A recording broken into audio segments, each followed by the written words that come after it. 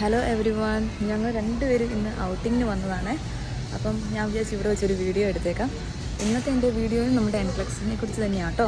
അപ്പം ഞാൻ പഠിച്ചുകൊണ്ടിരുന്ന സമയത്ത് വലിയൊരു മിസ്റ്റേക്ക് ചെയ്ത മെഡിക്കേഷൻ പഠിക്കുമ്പോഴത്തേക്കും ഞാൻ എപ്പോഴും സൈഡ് എഫക്റ്റ് മാത്രമേ പഠിച്ചിട്ടുള്ളൂ. അഡ്വേഴ്സ് എഫക്റ്റ് കൂടുതൽ പഠിക്കാൻ ഇമ്പോർട്ടൻസ് കൊടുത്തിട്ടില്ല.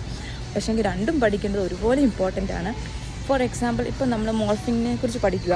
അപ്പം മോർഫിനെ കുറിച്ച് പഠിക്കുന്ന സമയത്ത് ഇപ്പോൾ ഒരു പേഷ്യൻറ്റ് കോൺസ്റ്റിപ്പേഷൻ ഉണ്ട്, അത് നോർമൽ അതിൻ്റെ സൈഡ് എഫക്റ്റാണ്. അപ്പോൾ നമുക്ക് റിപ്പോർട്ട് ചെയ്യേണ്ട ആവശ്യം, നമുക്ക് ഫ്ലൂയിഡ്സ് കൊടുക്കാം, നമ്മൾ വെജിറ്റബിൾസ് കൊടുക്കും, ഫൈബർ ഫുഡൊക്കെ കൊടുത്തു കഴിഞ്ഞിട്ട് അത് പിന്നെയും കോൺസ്റ്റിപ്പേഷൻ തന്നെയാണെങ്കിൽ മാത്രം നമുക്ക് ആസ് നീഡഡ് നമുക്ക് മെഡിക്കേഷൻ കൊടുത്താൽ മതി, ലാക്സേറ്റീവ്സ്. പക്ഷേങ്കിൽ ഇപ്പം ഫോർ എക്സാമ്പിൾ ഇപ്പം പേഷ്യൻറ്റിന് ലോസ് ഓഫ് കോൺഷ്യസ്നെസ് ആണ്, അതുപോലെ തന്നെ ഭയങ്കര ഡ്രൗസിയാണ്. നമ്മൾ വിളിച്ച് എഴുന്നേൽപ്പിച്ച് കഴിയുമ്പോൾ നമ്മളോട് സംസാരിക്കുന്ന സമയത്ത് വേറെ ഡ്രൗസിയായി സ്ലീപ്പായി പോവുക, അൺകോൺഷ്യസ് ആണ്.